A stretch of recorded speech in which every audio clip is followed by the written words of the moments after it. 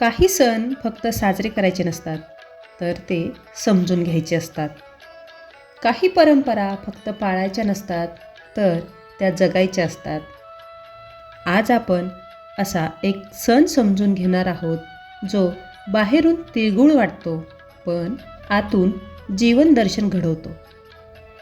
तो सण म्हणजे मकर संक्रांत. या सणाचा ऐतिहासिक आणि नैसर्गिक अर्थ असा की मकर संक्रांत म्हणजे सूर्याचा मकर राशीत प्रवेश आणि त्याचबरोबर उत्तरायणाची सुरुवात.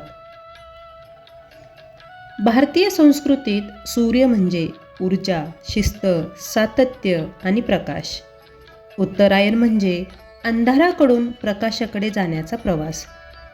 आपल्या पूर्वजांनी सण केवळ कॅलेंडरवर नाही, तर निसर्गाच्या लयीत बसवले आहेत. थंडी कमी होते, दिवस मोठे होतात आणि जीवन पुन्हा एकदा ऊर्जेने पुढे जायला तयार होतं.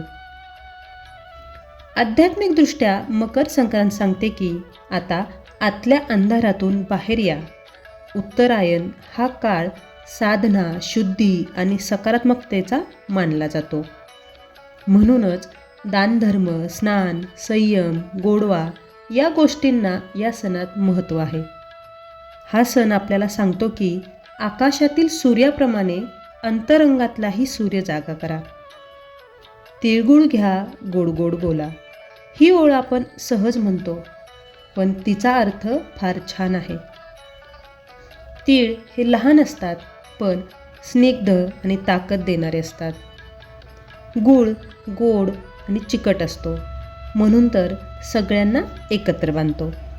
म्हणून आयुष्याला ताकद हवी असेल तर शब्द गोड असले पाहिजेत. आयुष्य तिळासारखं छोटं असू शकतं, पण शब्द गुळासारखे गोड असले पाहिजेत. आपण काय बोलतो हेच आपल्या संस्काराचं प्रतिबिंब असतं. आजचं जीवन हे वेगवान आहे, तणावपूर्ण आहे, शब्दांनी जखमा देणार आहे. आज सोशल मीडियावर विचार नाही, प्रतिक्रिया असते. संवाद नाही तर वाद असतो. अशा काळात गोड गोड बोला हा सणाचा संदेश खूप क्रांतिकारी ठरतो. गोड बोलणं म्हणजे कमजोरी नाही, तर मनाची ताकद आहे. आज आपण सणांकडे कसं पाहतो, तर सुट्टी, फराळ, फोटो, शुभेच्छा. पण प्रश्न असा आहे, आपल्याला आपले अनेक हितचिंतक शुभेच्छा किंवा संदेश देतात, किंवा आपणही देतो. पण आपण सर्वजण तो संदेश किंवा त्या शुभेच्छा घेतो का, स्वीकारतो का? जर सण साजरा झाला पण आपण बदललो नाही, तर तो सण केवळ एक दिवस ठरतो.